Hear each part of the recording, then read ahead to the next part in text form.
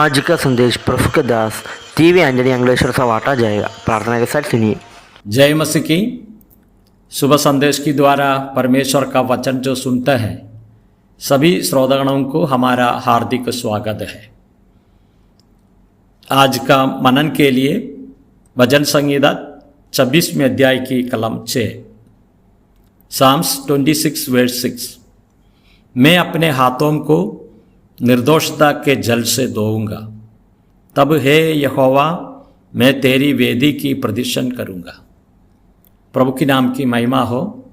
इस वचन संहिता लिखा है दाऊद ने है, लेकिन दाऊद का जीवन में कभी इसी प्रकार का परिस्थिति आए है, उसने नहीं किया है इसी प्रकार का पाप, उसने किया है इसी प्रकार कहकर बहुत विरोधी लोग उसका सामने आए हैं। वो समय पर उसने कहते हैं मैं अपने हाथों को निर्दोषता का जल से धोऊंगा। हमको मालूम है पुराना नियम में साक्ष्य मंडप के बारे में हम पढ़ते हैं।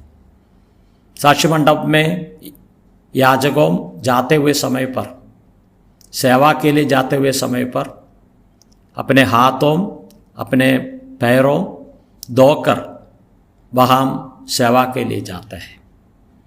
इसका मतलब पैर से हाथों से उसका जीवन से आए हुए पाप को शुद्ध करके ये लोग सेवा में लग जाते हैं। इसी प्रकार का बात दाऊद अपने मन में रख के कहते हैं मैं अपने हाथों को निर्दोषता के जल से धोऊंगा। हम इसका साथ साथ में भजन संहिता 73 वर्स 13 में हम इस प्रकार पढ़ते हैं निश्चय मैंने अपने हृदय को व्यर्थ शुद्ध किया और अपने हाथों को निर्दोषता में धोया है।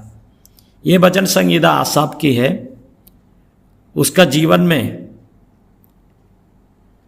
प्रभु के लिए पवित्र होकर जीने में बहुत अच्छी तरह से अपने जीवन को कुछ कमियां मांगिया तो परमेश्वर का सन्निधि में कबूलत करके जी रहा है।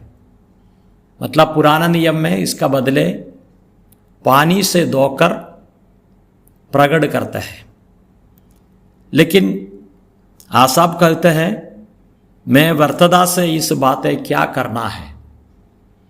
लेकिन व्यवस्था विवरण 21वें अध्याय में इसका कलम 6 और 7वें कलम में इस प्रकार पढ़ते हैं फिर जो नगर उस शव के सब से निकट ठहरे उसके सब पुरनियों उसे कलोर के ऊपर जिसका गला तराई में तोड़ गया हो अपने अपने हाथ धोकर कहे यह खून हमने नहीं किया और ना यह हमारी आंखें को सामने हुआ काम है। यह हम देखते हैं एक व्यक्ति का मृत्यु हो गया, कोई उसको मार डाला है, लेकिन कौने उसको मार डाला है इस बात प्रकट नहीं हुआ। वो समय पर पुरानियम तो पुराने उम्र वाला लोग वहाँ जाना है, एक कलोर एक गाय का बच्चे को लेकर जाना है। वहाँ जाकर ये पुरानियम अपने हाथ ये कलोर को ऊपर धोकर कहते हैं हम इस बातों को देखा नहीं है प्रभु, हम इसमें भागीदार नहीं है, इसलिए ये पाप हमारे ऊपर नहीं आना है। इसी प्रकार कहकर इस बातों को कर रहा है। लेकिन इसका संबंध में मत्ती का सुसमाचार 27वें अध्याय की 24वीं कलम इस प्रकार पढ़ते हैं जब पिलातुस ने देखा कि कुछ से बन नहीं पड़ता परंतु उसके विपरीत हुल्लड़ बढ़ता जाता है, तो उसने पानी लेकर भीड़ के सामने अपने हाथ धोए और कहा मैं उस धर्मी के लहू से निर्दोष हूँ, तू ही जाने। यहाँ हम पिलातुस हमारा प्रभु यीशु मसीह को पकड़कर पिलातुस का सामने और हाजिर किया। वो समय पर पिलातुस बहुत बार प्रभु से पूछताछ कर दिया, लेकिन प्रभु को ऊपर कुछ गलतियां उसने और सुना नहीं, देखा नहीं है। लेकिन इस परिस्थिति में पिलातुस अंतिम समय में कहते हैं, मैं मेरा हाथ धो रहा हूँ। वो समय पर पानी में हाथ धोकर मैं इस व्यक्ति को कुछ विपरीत तरीके काम करने के लिए नहीं चाहते हैं। ये व्यक्ति शुद्ध है, ये व्यक्ति का सामने मैं आने के लिए नहीं चाहता हूँ। इसी प्रकार हाथ धो के उसमें से बच जाता है। ये बातों को उसमें दिखाता है।